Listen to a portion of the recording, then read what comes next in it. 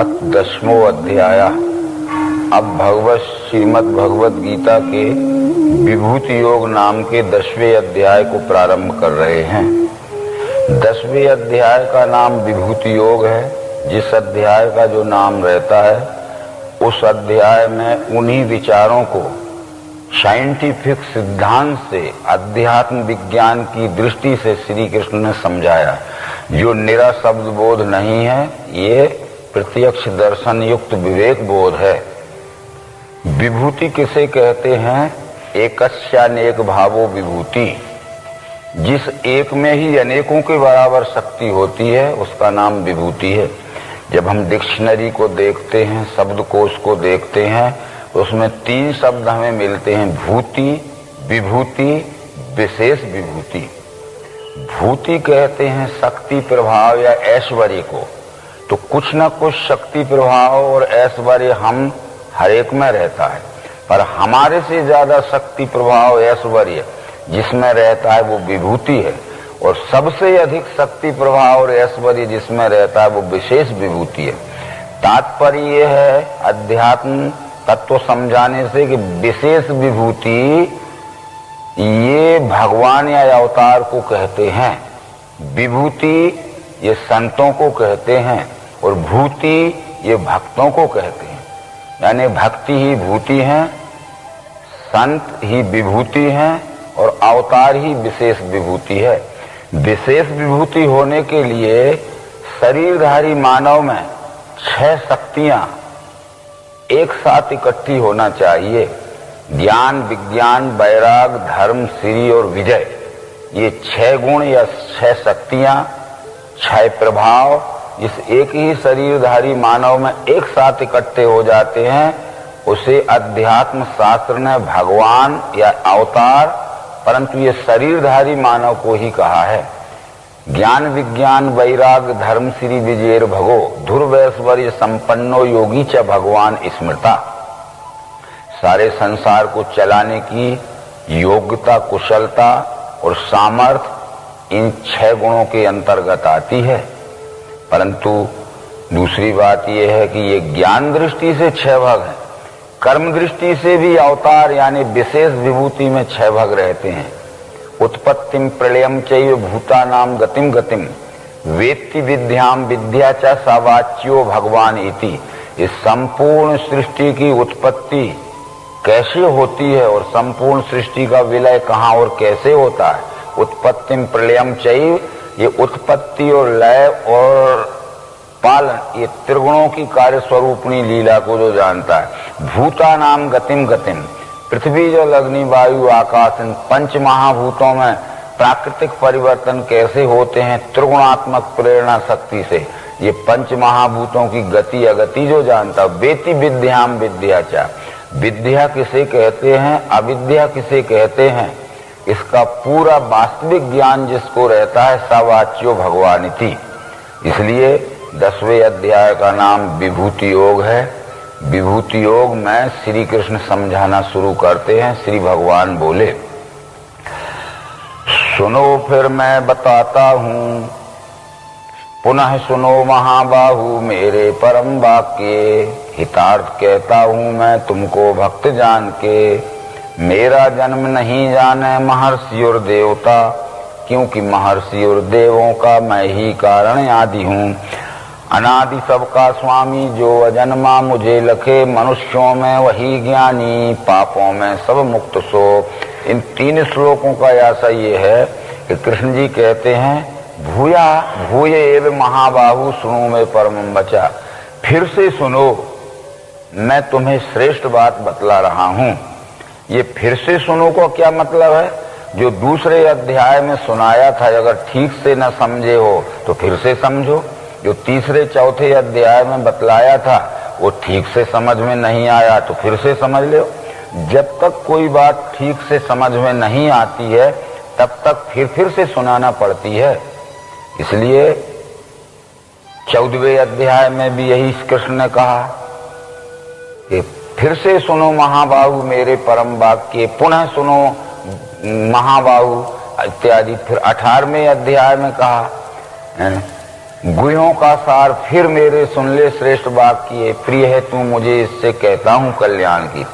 परंतु अर्जुन जब तक ठीक नहीं समझा तब तक अर्जुन ने भी यही कहा कि खोल के वो आत्मयोग और विभूति जनार्दन, फिर कहो प्यासा हूं मैं विज्ञान अमृतपान का। आशा यह है कि जब तक कोई बात ठीक ठीक से समझ में न आवे तब तक उस विषय को नहीं छोड़ना चाहिए, पूरा समझ के ही छोड़ना चाहिए, क्योंकि उसको बार बार क्यों ना समझना पड़े। संत तुलसीदास ने अपनी पूर्व कथा बतलाई थी कि श्रोता वक्ता ज्ञान निधि कथा राम की गूढ़, किमि जानो में जीव जड़ कलिमल ग्रसत विमूढ़। जब मुझे अज्ञान था तब मैं जीव तो जरूर था, पर जड़ अज्ञान को कहते हैं और चैतन्य ज्ञान को कहते हैं। तथापि कही गुरु 12 समझ परी कछमति अनुसारा, भाषाबद्ध करो में सोई मेरे मन प्रबोध जैसोई। मेरे गुरु ने मुझे बार बार समझाया, पर मेरी बुद्धि में जितनी ग्राह्य शक्ति थी उतना मैं समझ सका, वही मैं रामायण में भाषांतरित करके समझा रहा हूँ। आदि शंकराचार्य जब अपने गुरु गोविंद पादाचार्य के पास गए थे अथा तो ब्रह्म जिज्ञासा लेके कि मुझे ब्रह्म का दर्शन कराइए, तो एक मिट्टी का छोटा सा टुकड़ा लेके और हाथ पे रख के गोविंद पादाचार्य ने बतलाया था कि एक मृत पिंड विज्ञानात् सर्वम मृण्मय धीर यथा तथैक ब्रह्म बोधेन जगत बुद्धि विमानिताम। मिट्टी के एक छोटे से टुकड़े को अच्छी तरह से परख लिया, पहचान लिया विश्लेषणात्मक परीक्षण की पद्धति से कि कौन कौन से गुण तत्व उस मिट्टी के टुकड़े में है, तो संपूर्ण मिट्टी की पहचान हो जाती है। इसी तरह अगर एक पिंड में ब्रह्म को अच्छी तरह समझ लिया कौन कौन से गुण तत्व उस पिंड में है, तो संपूर्ण विश्व में ब्रह्म की पहचान हो जाती है। परंतु शंकराचार्य ने कहा कि मैं ब्रह्म दर्शन की बात करता हूँ, आपने मिट्टी का टुकड़ा हाथ पे रख के समझाया। तो उन्होंने विचार बदला नहीं गोविंद पादाचार्य ने। वो कहते हैं अक्षुद्धम भवेद वस्तु यद्वै वाचा या गोचरम दृष्टव्यम मृत घटे नैव दृष्टांतेन पुनः पुनः। मैंने मिट्टी के टुकड़े और मिट्टी का दृष्टांत जो तुझे समझा, इसको बार बार तू समझ कि मिट्टी का एक छोटा टुकड़ा भी मिट्टी है और संपूर्ण मिट्टी भी मिट्टी है। एक छोटे से टुकड़े में जो गुण तत्व मौजूद हैं वो संपूर्ण मिट्टी में वही गुण तत्व मौजूद हैं। यत यत पिंडे तत्त ब्रह्मांडे। तब शंकराचार्य ने उत्तर दिया कि पिंड ब्रह्मांडियो रेक्यम सुरविदानी प्रयत्नता पाताल भूधरा लोका तथान्य दीप सागरा। जो पिंड में है वही ब्रह्मांड में है, सब मिलकर एक है, चाहे कहीं भी जाओ। तो वो जब तक ज्ञान समझ में नहीं आया तो पूर्व अध्यायों में जो समझा चुके थे उसको फिर ये कहा कि फिर से सुनो महाबाहु मेरे परम वाक्य, हितार्थ कहता हूं मैं तुमको जान के। ये विश्वरूप का प्रभाव कब हुआ, कैसे हुआ और कब इसका विलय होगा, ये बड़े बड़े महर्षि और देवता नहीं जानते हैं, क्योंकि विश्वरूप अनादि है, ये विश्व अनादि है। उसमें हुए ब्रह्म ऋषि और महर्षि ये पश्चात में हुए ये आदि हैं। ये आदि वस्तु अनादि के प्रभाव को नहीं जान सकती।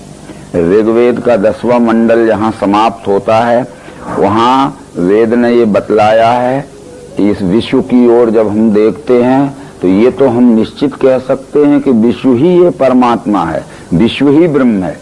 परंतु को अद्धा वेद काहि प्रवोचित कुतिया जाता कुत इयम विशिष्टि अर्वाग देवायस विसर्जने।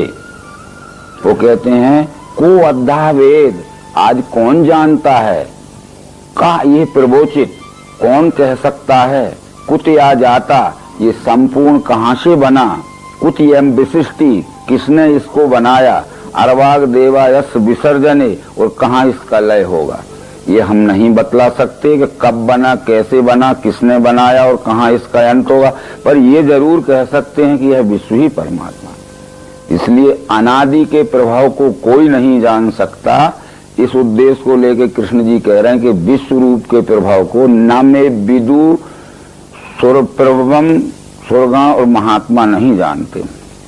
अनादि सबका स्वामी जो अजन्मा मुझे लखे मनुष्यों में वही ज्ञानी पापों से सब मुक्त है। ये विश्व रूप अनादि है और सृष्टि आदि है। यदि विश्व ना हो तो सृष्टि नहीं हो सकती, और सृष्टि ना रहे तब भी विश्व रूप रह सकता है। ये विभूतियों के जो लक्षण रहते हैं इस श्लोक नंबर 4 से 6 तक बतलाए गए हैं। बुद्धि ज्ञान असम मोह दम सत्य सम क्षमा सुख दुख ना सुत्पत्ति जाने वैसे भयावह अहिंसा क्षमता तुष्टि तप दान यश भूतों में मुझसे हो गए भिन्न भिन्न विकार। ये बुद्धि, कुछ मनुष्य ऐसे रहते हैं जिन्हें परमात्मा का कुछ ज्ञान नहीं रहता पर बुद्धि के बड़े कुशाग्र रहते हैं। ये बुद्धि भी स्वाभाविक देन है प्रकृति की। किसी किसी को परमात्मा का ज्ञान नहीं रहता है पर वो अन्य बातों में बहुत बड़े ज्ञानी रहते हैं। असम्मोह यानी कुछ मनुष्य परमात्मा को नहीं जानते हैं पर उनकी प्रिय से प्रिय वस्तुओं का भी वियोग हो जाता है तो किंचित भी उन्हें मोह नहीं आता है, यानी शोक नहीं होता है। वो इस तरह से ये एक एक दो दो गुण तो हम सब में रह सकते हैं पर ये सब गुण जहाँ इकट्ठे हो जाते हैं वो विभूति होती है। वो सब गुणों के नाम इस श्लोक नंबर में बतलाए गए हैं। परंतु ब्रह्मा के आदि के पुत्र मनु 14 महर्षि 11 इनसे ये सारी प्रजा की रचना बनी। महर्षिया सप्त पूर्वे चत्वारो मनवस्तथा मदभावा मानसा जाता ऐशाम लोक वहाँ प्रजा। अभी तक हम सब लोग ये मानते हैं कि ये सृष्टि ब्रह्मा ने बनाई है, परंतु भगवत गीता के 10वें अध्याय में यही निर्णय हो जाता है कि अहम सर्वस्व प्रभवा मत्ता सर्वम प्रवर्तते इति मत्वा भजन्ते माम बुधा भाव समन्विता। सबका उत्पादक मैं, ये विश्व रूप में ही सब उत्पन्न होता है, विश्व में ही सब रहता है और अंत में विश्व में ही सब विलय हो जाता है। इस विश्व रूप का नाम ही ब्रह्म या परमात्मा है। ये वेद मंत्रों में कहा गया है, यतो वा इमानि भूतानि जायन्ते एन जातानि जीवन्ति यत् प्रियन्तभिशंति तत् ब्रह्म इति तत् विजिज्ञासस्व। जहाँ से यह सब सृष्टि का उद्भव होता है, जिसमें ये सब सृष्टि रहती है और अंत में जिसमें यह सब सृष्टि विलय हो जाती है, तत् ब्रह्म इति, उसका नाम ब्रह्म है, उसको जान लेना जरूरी है।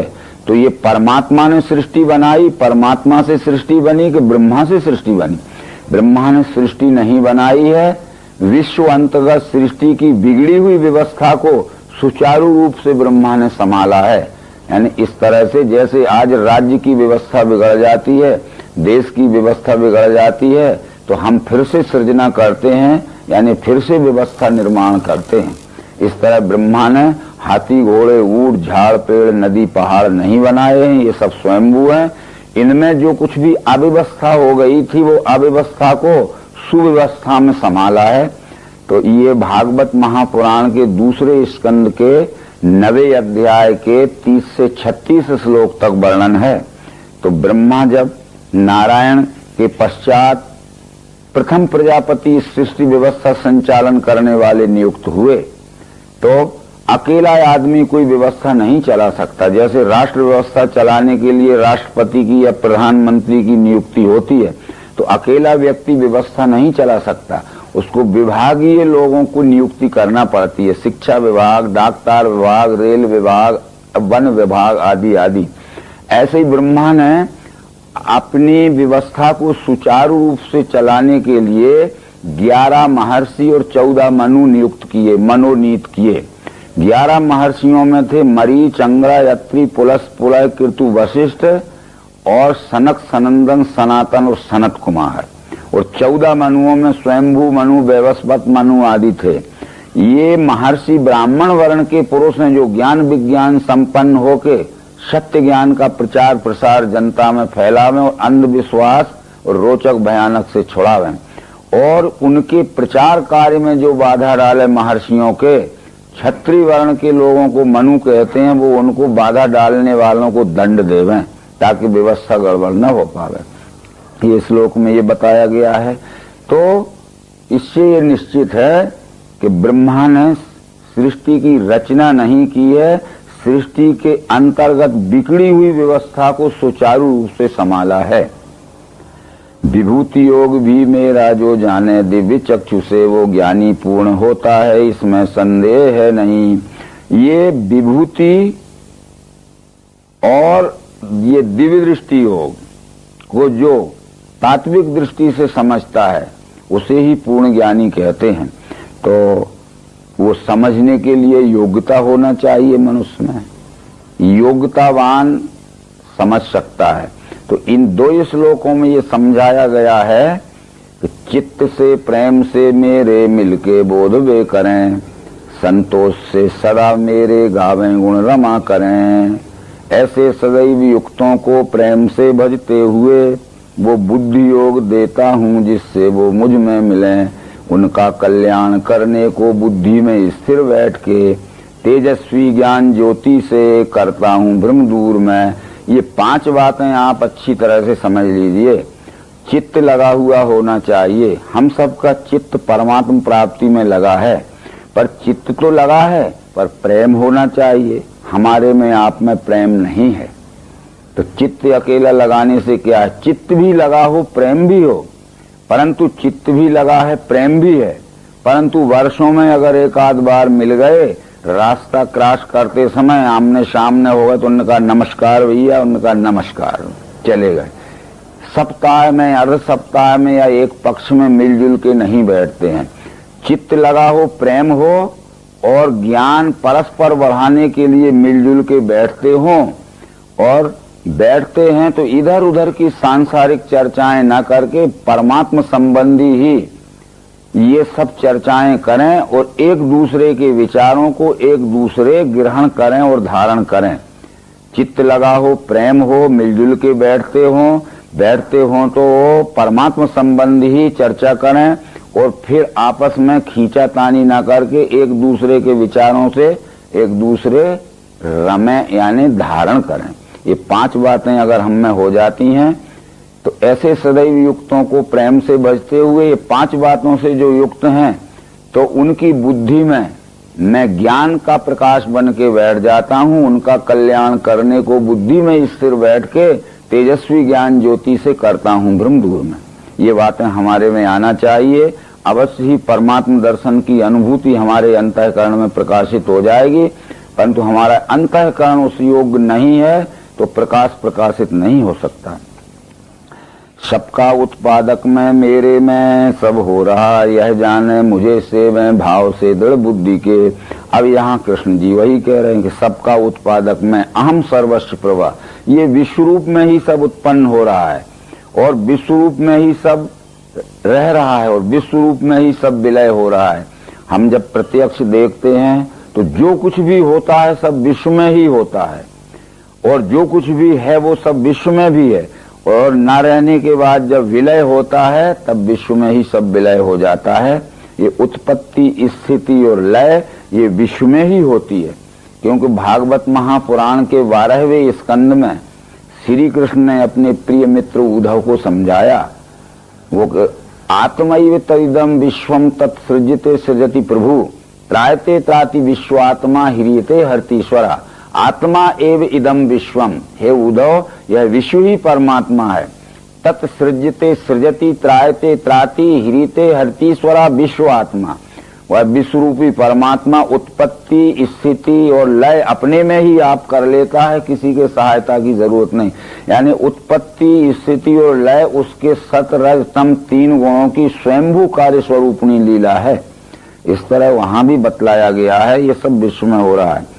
परंतु आगे अर्जुन ये समझ के कहता है, अर्जुन बोला, परम ब्रह्म परम धाम अत्यंत सूची आप हैं, आदिदेव अजिस्थाई दिव्य पुरुष व्यापक, यह सर्व ऋषि तुमको और देव ऋषि नारद असित देवल व्यास कहें जो तुमने कहा। ये मैं इस बात को अच्छी तरह अब धीरे धीरे समझने लगा कि आप जो कहते हो पहले तो मुझे सत्य सी मालूम नहीं पड़ रही थी, मैंने सब सत्य ही माना। कृष्ण जो आपने कहा, भगवान देव दैत्यों को नहीं दर्शन आपके, इतना 10वें अध्याय तक समझने पर अर्जुन के मुंह से ये पहली बार शब्द निकले हैं कि मैंने सब सत्य ही माना कृष्ण जो आपने कहा। भगवान देव दैत्यों को नहीं दर्शन आपके। आप ये बार बार कहते थे कि चाहे कोई विद्वान हो, चाहे कोई देव हो, चाहे कोई बड़ा भारी महात्मा क्यों ना हो, जब तक दिव्य चक्षु प्राप्त ना होंगे तब तक परमात्मा दर्शन नहीं हो सकता।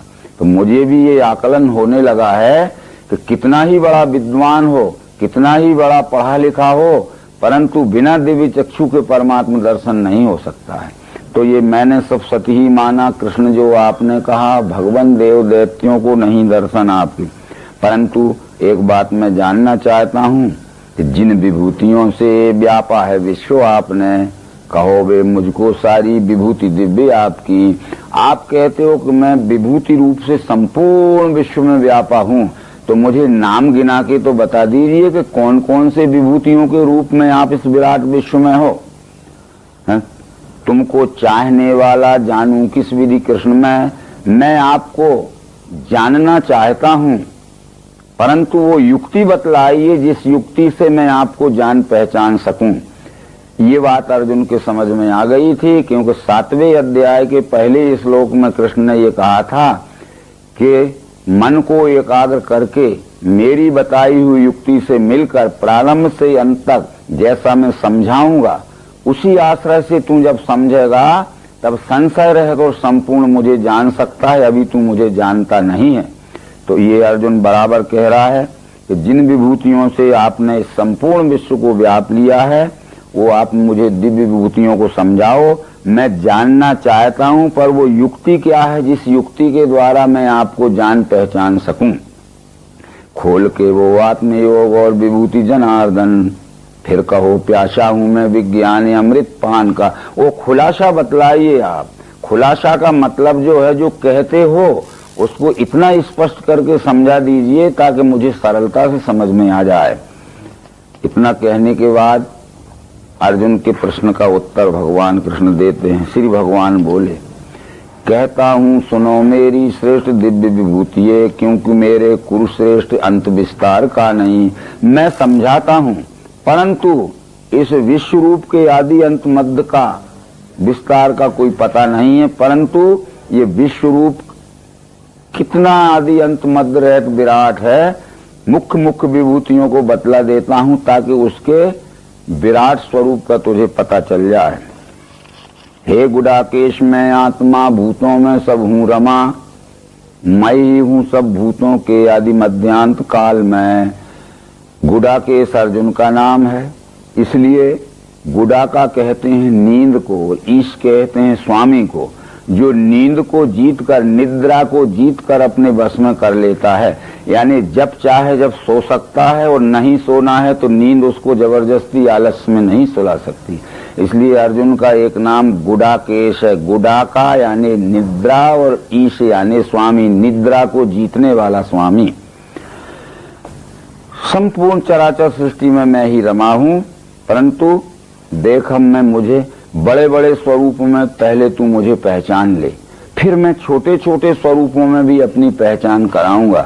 पहले बड़े बड़े स्वरूपों में पहचानने के लिए आदित्यों में विष्णु में हूँ, ज्योतिन में अंशुमान, रवि नक्षत्रों में चंद्र में हूँ, मरुतों में मरीच में, वेदों में सामवेद, देवों में मैं ही इंद्र हूँ, मन हूँ इंद्रियों में, भूतों में मैं सुचेतना।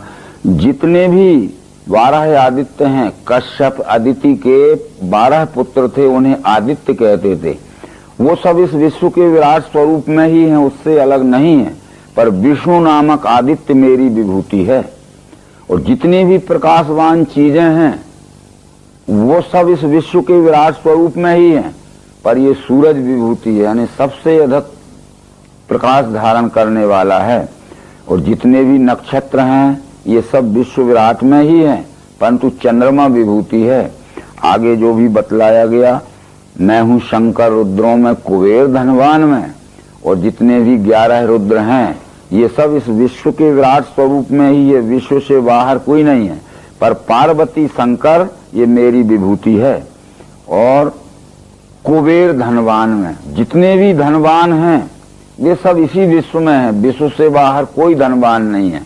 पर कुबेर विभूति है। कुबेर का अर्थ है कि ऐसे धनवान तो दुनिया में बहुत हैं, पर जनता के संकट में जिसका धन उपयोग में आता है उसे कुबेर कहते हैं। शायद ये बात आप भी समझते होंगे। एक कुबेरा आती है जिसे कहते हैं जनता पर संकट आता है।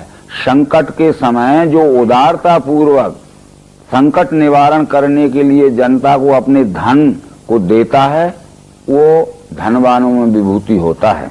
इस तरह से अग्नि में हूँ, वसुओं में, पर्वतों में, सुमेर में, जितने भी पहाड़ हैं और पहाड़ों में शिखर हैं, ये सब इस विश्व के ही विराट स्वरूप में है। परंतु सुमेरु नामक शिखर यानी चोटी, ये सबसे बड़ी चोटी है। हो सकता है उस समय जिसे हम आज माउंट एवरेस्ट कहते हैं, उस समय उसका नाम सुमेरु शिखर हो। तो बदलते रहते हैं नाम आज की दृष्टि से। परंतु स्कंद सेनानियों में, सरों में, समुद्र हूँ, जितने भी जलाशय हैं ये विश्व के विराट स्वरूप में ही हैं।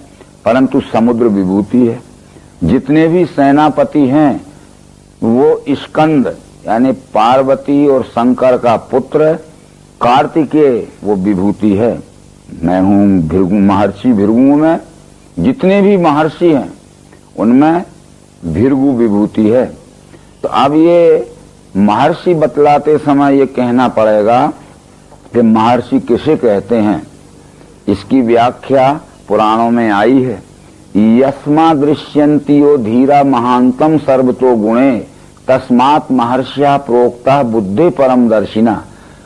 यस्मा दृश्यन्तियो धीरा महांतम सर्वतो गुणे, जो बुद्धिवान संसार के सब गुणों में महानतम अवस्था प्राप्त कर लेता है, तस्मात् महर्षिया प्रोक्ता, इसलिए उसे गुरुकुल में महर्षि उपाधि मिलती है। बुद्धि परम दर्शिना, और उसने अपनी बुद्धि से परमात्म दर्शन भी कर लिया होता है। और राजनीति शास्त्र, समाज शास्त्र, अर्थशास्त्र, भूगर्भ शास्त्र, भूगोल शास्त्र, खगोल शास्त्र, सब शास्त्रों का जिसे ज्ञान रहता है, महानतम सर्वतो गुणे हैं और परमात्म दर्शन भी होता है। इसलिए सब महर्षि मेरे ही स्वरूप में हैं, परंतु भृगु विभूति है।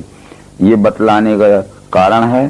अश्वत्थ वृक्षों में, ऋषि में श्रेष्ठ नारद, और जितने भी झाड़ पेड़ हैं, आम जामुन नीमवादी के और अनेक प्रकार के झाड़ पेड़ हैं, ये सब विश्व के विराट स्वरूप में ही हैं, उससे अलग नहीं है। परंतु अश्वत्थ वृक्ष यानी पीपल का वृक्ष सब में विभूति है। परंतु इसके बाद भी वो कहते हैं ऋषि में श्रेष्ठ नारद, जितने भी ऋषि हैं ये सब विश्व के विराट स्वरूप में, परंतु देव ऋषि नारद विभूति। देव ऋषि नाम च नारदा, देव ऋषि नारद को इसलिए कहा है ऋषिन भावान यस्मात्ते तस्मात् देव ऋषिया स्मृता, यानी गुरुकुल में जो तीसरी श्रेणी की विद्या उत्तीर्ण करता है उसे देव ऋषि कहते हैं। गुरुकुल में जो चौथी श्रेणी की विद्या उत्तीर्ण करता है उसे महर्षि कहते हैं। गुरुकुल में जो पांचवी श्रेणी की विद्या उत्तीर्ण करता है उसे ब्रह्म ऋषि कहते हैं। और ये ऋषि और मुनि गुरुकुल के विद्यार्थी होते हैं। ऋषि इसलिए ऋषियो मंत्र दृष्टारा, मंत्र कहते हैं युक्ति को और दृष्टा कहते हैं देखने वाले को। ये देखने की युक्ति से इस विश्व रूप का दर्शन जिसने किया है वो ऋषि है। परंतु अभी उसका निश्चय पक्का नहीं हुआ है, तो निश्चय पक्का करने के लिए वो जो मनन अभ्यास या तप में लग गया है, वो तप में या मनन या अभ्यास में लगा हुआ व्यक्ति मुनि है। अभी समर्थ रामदास ने दासबोध में ये कहा है, युक्ति दृष्टांतें करुणी विचार सिद्धि करी मनी, या मनन जाने तो मुनि या साधक दशा सिद्धाची। यानी स्टूडेंट लाइफ से शिक्षक लाइफ में पहुंचने के लिए, यानी मुमुक्षु से सदगुरु अवस्था में पहुंचने के लिए, ये साधक अवस्था से सिद्धमय अवस्था में पहुंचने के लिए ये ऋषि यानी ज्ञान प्राप्त करना, और मुनि यानी मनन के द्वारा ज्ञान पक्का करना। और मनन के द्वारा जिसका ज्ञान पक्का हो गया है वो तीसरी श्रेणी में पहुंचा हुआ देव ऋषि कहलाता। देव ऋषि इसलिए कहा है कि दिव्य नाम प्रकाश का है, और ऋषि नाम जिसने इस संपूर्ण को देखा है उसका प्रकाश उसके अंतर्गत पक्का आ चुका। तब ये तीसरी श्रेणी का है। तो ये तीसरी श्रेणी में पहुंचा हुआ पहली और दूसरी श्रेणी के लोगों को शिक्षण दे सकता है। तब ये पुराण में कहा गया है ऋषिन भावान यस्मात्ते तस्मात् देव ऋषिया स्मृता, यानी जो ऋषियों और मुनियों को भी शिक्षण दे सकता है। तात्पर्य है कि वैदिक काल के जो गुरुकुल थे, जिन्हें आज हम यूनिवर्सिटी आदि कहते हैं, ये वैदिक काल के गुरुकुलों में देव ऋषि या लोअर डिवीजन का टीचर होता था, निम्न श्रेणी का शिक्षक होता था।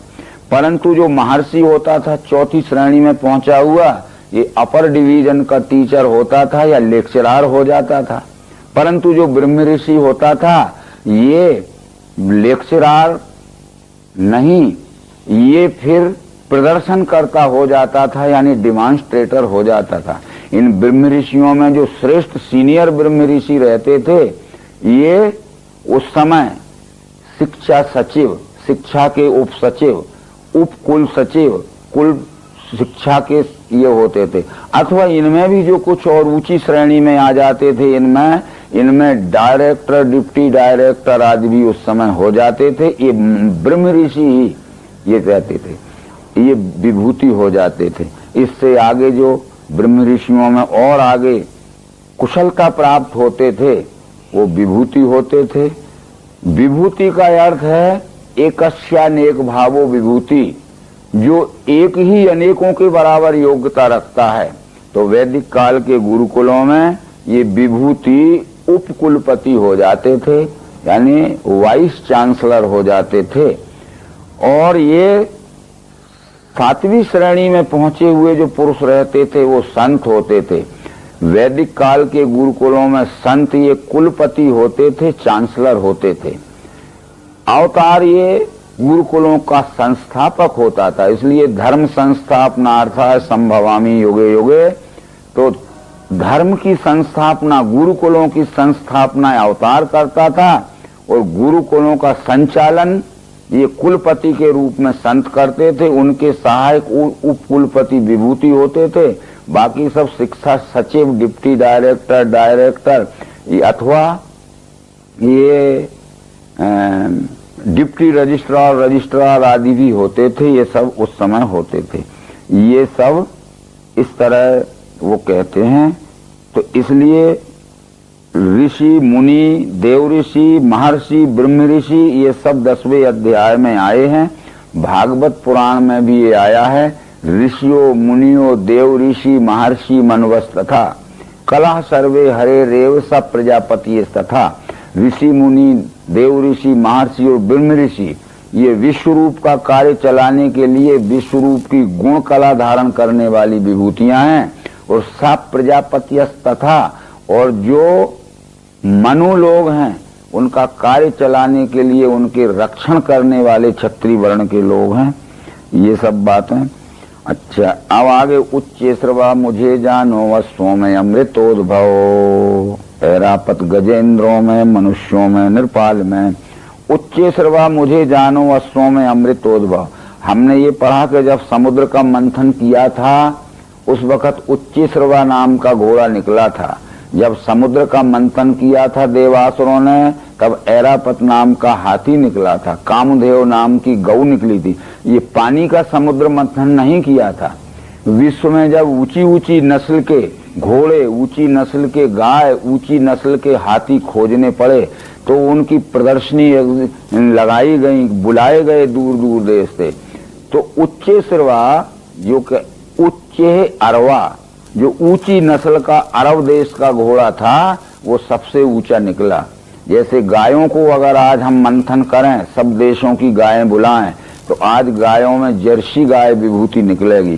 परंतु वो विदेश से जब वायुयान से लाई जाएगी तो हम कहेंगे आकाश से आई है जर्सी और धरती में उतरी है। तो आकाश में से नहीं आई, आकाश मार्ग से लाई गई है भारत में, और सबसे ऊंची नस्ल की।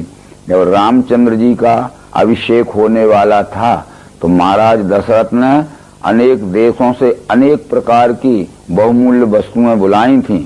उसमें ये सब लिखा मिलता है कि चतुर्दंता समायातु ऐरावत कुलोद्भवम, जिसके 4 दांत होते हैं, जो सफेद रंग का होता है, जो ऐरापत के नस्ल में उत्पन्न हुआ हाथी भी बुलाया गया। श्याम रंग समायातु कामधेनु कुलोद्भवम, जिसका रंग श्याम होता है और जो खूब मनमाना दूध देती है, ऐसे कामधेनु नस्ल की गायें भी राम के जन्म तिलक उत्सव के समय बुलाई गई थी। तो ये कामधेनु अथवा ऐरावत अथवा उच्च श्रवा इस विश्व में ही मिलने वाले ऊंची ऊंची नस्ल के ये जानवर हैं, ना कि पानी से निकाले गए हैं। हाँ, जल मार्ग से आए होंगे, जब फॉरेन से आए, स्टीमर से आए होंगे तो महीनों जल में चले थे वो स्टीमर में, परंतु फिर पानी में से भूतल पर आए थे। तो पानी में से निकले का मतलब है जल मार्ग से आए और पृथ्वी पे आए। पानी में कोई कारखाना नहीं था या उनका जनरेशन नहीं था। आयुधों में वज्र में हूँ, गौओं में कामधेनु में, प्रजा उत्पत्ति में काम, सर्पों में मैं बाष्पी। आयुधों में वज्र में हूँ, जितने भी आयुध हैं, आयुध कहते हैं जो अग्नि के प्रयोग से चलते हैं। ये शस्त्र और अस्त्र अथवा शक्ति अनेक प्रकार के हथियार रहते हैं। शस्त्र उसे कहते हैं जो हाथ से पकड़ के मारा जाता है, जैसे गदा है, तलवार है। अस्त्र उसे कहते हैं जो अग्नि के प्रयोग से चलते हैं, जैसे बंदूक है, आजकल के इलेक्ट्रॉन हैं। और शक्ति उसे कहते हैं जो हाथ से पकड़ के ताकत भर फेंक के मारी जाती है।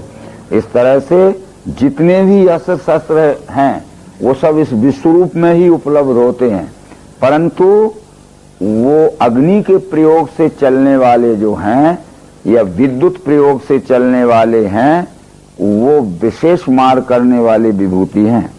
और सर्पों में मैं ही बाष्पी। ये सर्प अवश्य ही ये अंडज प्राणी हैं, तो इनमें सर्पों में भी अनेक प्रकार की जातियां हैं जिन्होंने जंगम विष यानी चलते फिरते प्राणियों का ये के विष की खोज की है। तो आज तक ये करीब 1500-1600 जातियों के सर्प पाए गए हैं। ये सब जहरीले नहीं होते हैं, 2-3 जाति के सर्प ही जहरीले होते हैं, काला नाग आदि और दरवीकर या करकोटक जो रहते हैं, तो उनमें ये वासुकी विभूति है। और अनंत में हूँ नागों में। ये नाग और सर्प अलग अलग हैं। नाग ये मनुष्य की जाति है, तो ये जितने भी नाग जाति के मनुष्य हैं वो सब इसी विश्व में हैं, पर वासुकी अनंत नाग विभूति है। अनंत नाग की बहन का नाम जरत्कारु था। वो एक ऋषि की पुत्र को ब्याही थी, उसके पुत्र का नाम आस्तिक था।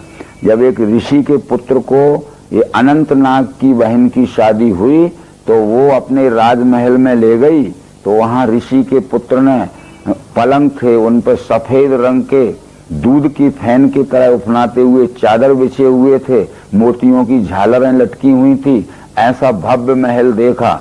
यदि ये नाग को किसी मट्टी के पोल में रहने वाला प्राणी मान लें तो महल का वर्णन जो भारत में आया है वो नाग यानी मनुष्यों की जाति। नाग लोगों से हमेशा युद्ध होता था। रावण ने बहुत से नाग को युद्ध करके अपने कैद खाने में रखा था। नाग कन्या सुलोचना थी जो अति सुंदरी थी और मेघनाद को ब्याही थी। आज भी हमारे देश में नाग जाति के लोग हैं। तो इस तरह नाग ये मनुष्य की जाति है। प्रहलाद मैं हूँ, दैत्यों में, गणकों में मैं काल हूँ। और जितने भी दैत्य हैं वो सब इस विश्वरूप में हैं, पर हिरण्यकश्यप का पुत्र प्रहलाद विभूति है। इसलिए विभूति है कि प्रहलाद को नरसिंह अवतार से दिव्य चक्षु मिले थे, और दिव्य चक्षु प्राप्त करने के पश्चात प्रहलाद ने ये कहा था अपने पिता से कि ये विष्णु ही परमात्मा है। विष्णु पुराण के प्रथम अंश में लिखा है कि प्रहलाद अपने पिता को बार बार यही समझाता था कि न शब्द गोचरम यश योगी ध्येयम परम पदम यतो यच्च स्वयं विश्वम सा विष्णु परमेश्वरा। यानी ये शब्दों में कहने से नहीं दिखता है, प्रत्यक्षीकरण में देखने दिखाने से ही दिखता है। ये स्वयंभू विश्वरूप जो दिख रहा है इसका नाम ही विष्णु है, इसका नाम ही परमेश्वर है। पर ये ज्ञान प्रहलाद को कहाँ से हुआ था? ये नरसिंह पुराण पढ़ने पे पता चलता है कि हिरण्यकश्यप पुत्र प्रहलाद नाम पुण्यवान दिव्येन चक्षुषा सिंहम पश्यत देव भागतम। हिरण्यकश्यप के पुण्यवान पुत्र प्रहलाद को नरसिंह अवतार ने दिव्य चक्षु देकर यह विष्णु ही परमात्मा है यह ज्ञान करा दिया था। तब वो बार बार कहता था कि यतो यच्च स्वयं विश्वम स विष्णु परमेश्वर। इसलिए जितने भी दैत्य हैं ये विश्व के विराट स्वरूप में ही हैं, परंतु प्रहलाद विभूति है क्योंकि वो दिव्य चक्षु प्राप्त दैत्य है।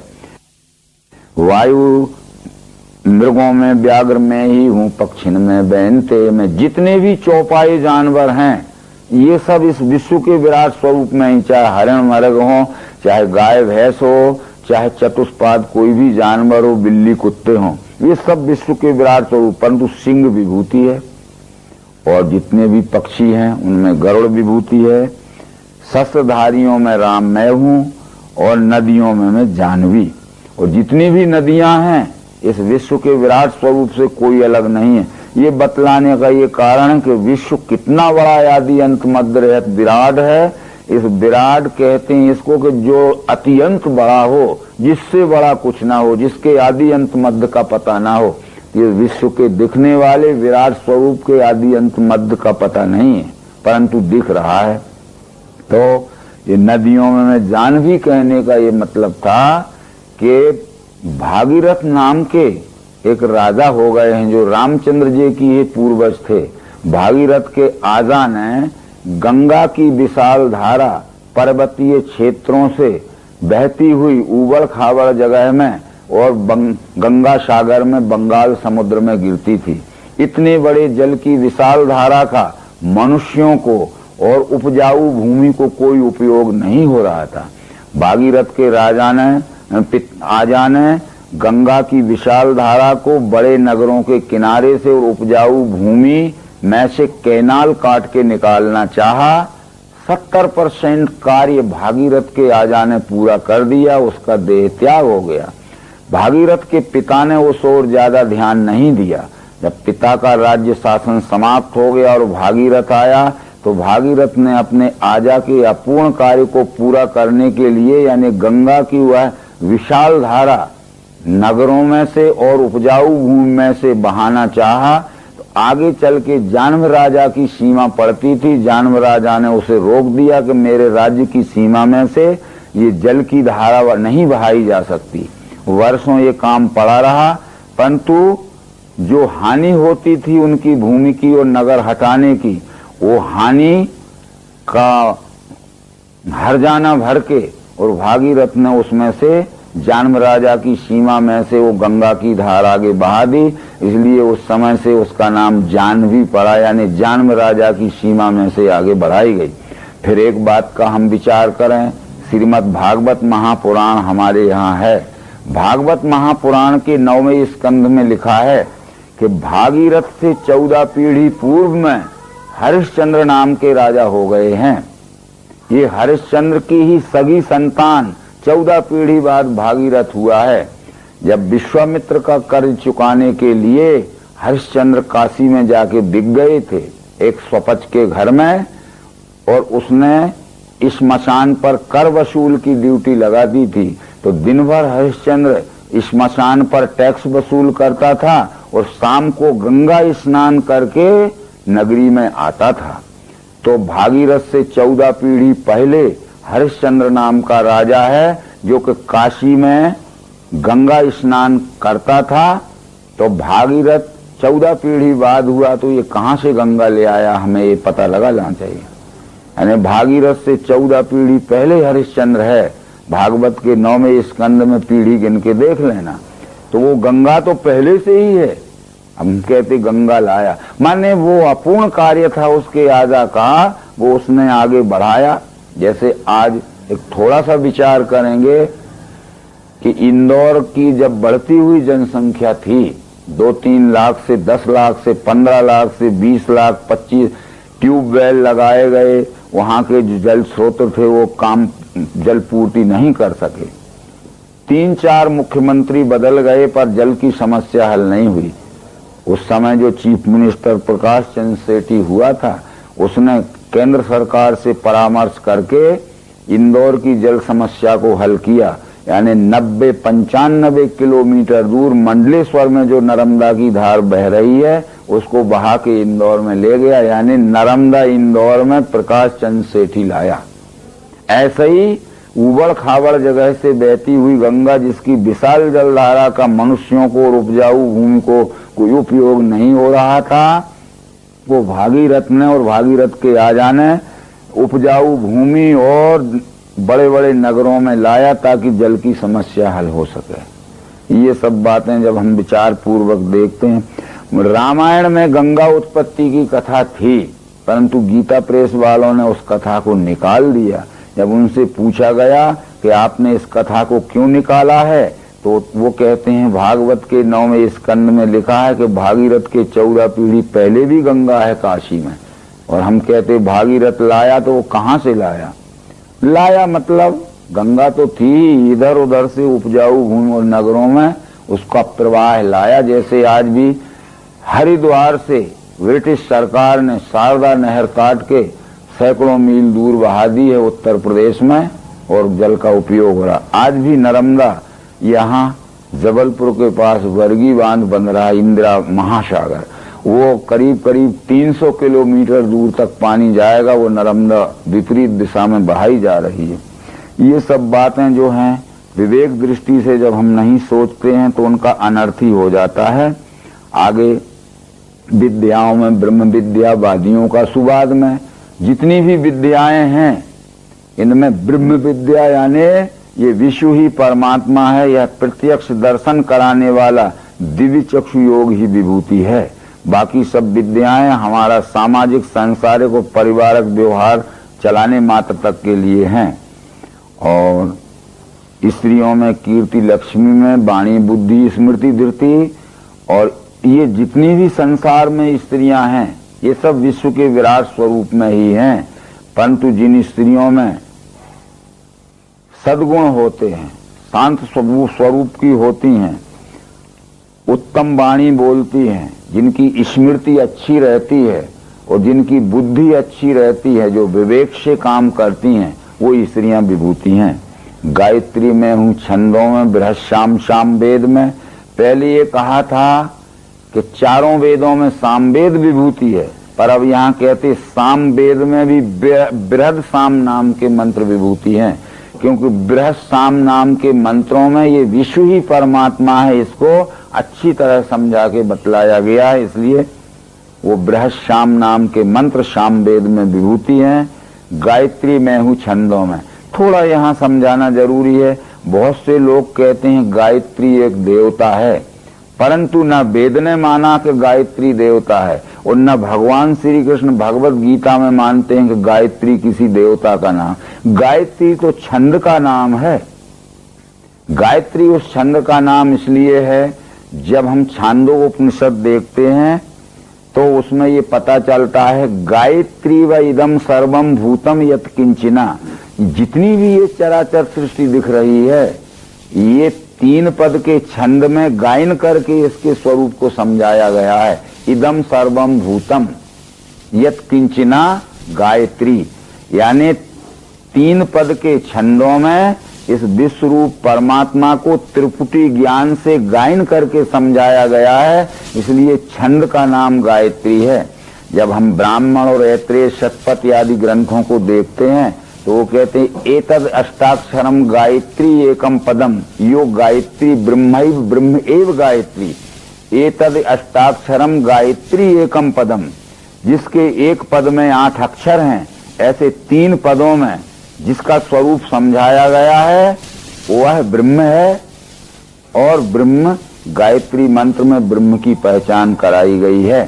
इसलिए गायत्री कोई देवता नहीं है, गायत्री मंत्र में विश्व रूप परमात्मा की पहचान कराई गई है। तब फिर ये निश्चित आता है कि सबसे पहला अक्षर है ओम।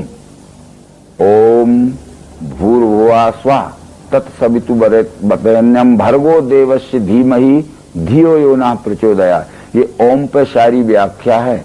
ओम इति ब्रह्म, ओम इति इदम सर्वम विचिंतेत ओंकार मात्र सचराचरम। ओम यह 3 अक्षरों का जोड़ है, आ उ मा। आ उ मा इस मनुष्य की मानवाकार शकल का प्रतीत है। आपने वहां भी पढ़ा होगा, आकार युगल चरण, ओकार उदर विशाल, मकार महामंडल मस्तिकाकारी। यानी आ शब्द यह कमर से नीचे का हिस्सा जो है इसको अधोभाग कहते हैं। अधोभाग इस शब्द से अक्षर लिया गया। कमर से गर्दन तक का जो हिस्सा है इसको उदर भाग कहते हैं। उदर भाग इस शब्द से ऊ अक्षर लिया गया। और गर्दन से ऊंचे का हिस्सा इसे मस्तिष्क भाग कहते हैं। मस्तिष्क भाग इस शब्द से माँ अक्षर लिया गया। शॉर्ट फॉर्म में आ उ माँ ये बन गया। अब जब हम सहज में उच्चारण करते हैं तो बराबर आ का उच्चारण हमारे परा स्थान से नीचे स्थान से स्फुरित होता है और पश्यंती यानी हृदय को पार करते हुए जब मध्यमा में आता है तब हमारा मुंह बंद होने लगता है और जब केवल हमारे मुंह में आ जाता है हलंत लगा हुआ माँ आधा माँ तो मुंह बंद हो जाता है। इसको थोड़ा विचार करिए। आ हम 5 मिनट भी कहते रहेंगे तो मुंह पूरा खुला रहेगा क्योंकि अभी वो परा स्थान में। जब पश्यंती हृदय और मध्यमा में आया तो मुंह सुकुन आ और माँ कहा तो मुंह बंद हो जाए। नीचे से चला आ इस तरह के विचार जो हैं वो आगे विचार बताए। इसलिए ये गायत्री छंद का नाम है। तेजस्वियों का मैं तेज, छलों में मैं ही धूत हूँ, स्वकर्म यज्ञ में ही हूँ, तप में तपवान का। जितने भी सदाचारी पुरुष हैं उनका सदाचार मैं ही हूँ, क्योंकि सदाचार हमारे उस आचरण के तप को कहते हैं। आचरण से जो तपा हुआ मनुष्य है वो तेजस्वी रहता है। और स्वकर्म यज्ञ मैं ही हूँ, अपने अपने स्वकर्म द्वारा सच्चाई के साथ जो सेवा की जाती है वो सेवा यज्ञ मैं ही हूँ। विष्णुओं में वासुदेव, पांडवों में विभूति तू, मैं हूँ मुनियों में व्यास, कविन में उष्णा कवि। जितने भी वृष्णि कुल में उत्पन्न हुए हैं वे सब विश्व के विराट स्वरूप में ही है, पर श्री कृष्ण विभूति है। बराबर श्री कृष्ण अपने को यहाँ परमात्मा नहीं कह रहे हैं।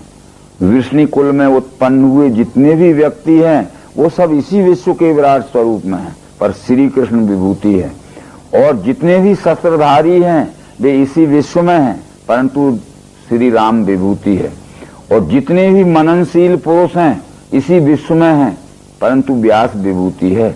ये विभूति बतलाते। तो विभूति का अर्थ यही था, एकस्यानेक भावो विभूति, जो एक में ही अनेकों के बराबर योग्यता और शक्ति रहती है।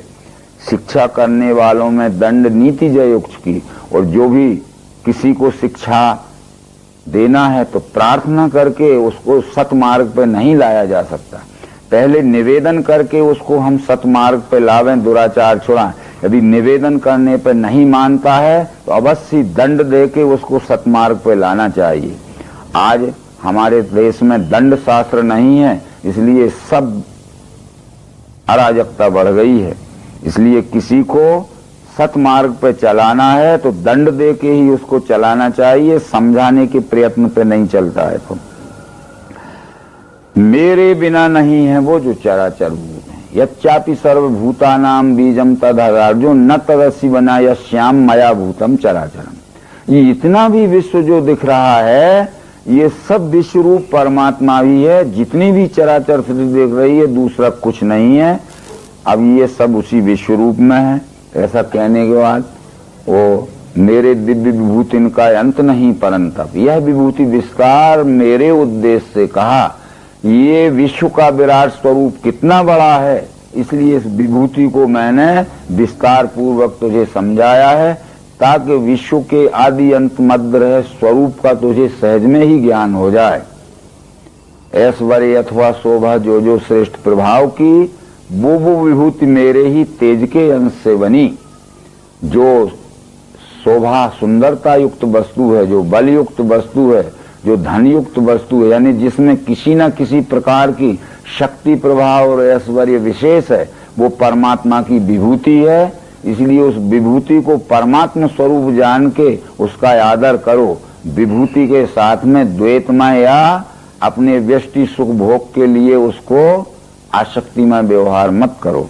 इस तरह से आगे वो कहते हैं, अथवा इन बातों से लाभ क्या तुझे, अथवा बहुने तेन किम ज्ञातेन तवार्जुन विष्टव्याय मिदम कृतिष्णम एकांशेन स्थितो जगत। ये मत समझ लेना कि जो मैंने बड़ी बड़ी चीजें तुझे बतलाई हैं इन्हीं में मैं हूं। विष्टव्यामिदम कृतिष्णम एकांशेन स्थितो जगत।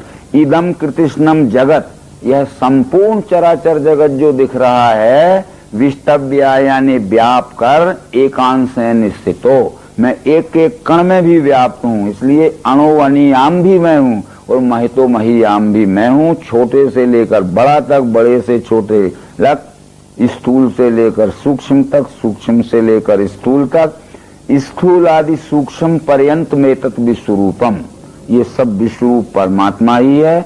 अब इस तरह से तू परमात्मा को इस विश्व के रूप में देख और इस विश्व के रूप में दिखने वाले परमात्मा की स्वकर्म द्वारा यथोचित और यथोशक्ति सेवा कर। ये तेरा मानव जन्म लेना सार्थक हो जाएगा। तू भीख मांगने के लिए क्यों भाग रहा है? ये तो निष्क्रिय पुरुषों के, आलसी पुरुषों के, पुरुषार्थ या क्लैब्यता धारण करने वाले पुरुषों के लक्षण हैं। बस इतना समझाते हुए ये विभूति योग नाम के 10वें अध्याय को संपूर्ण किया। ओम शांति नर्मदे हर।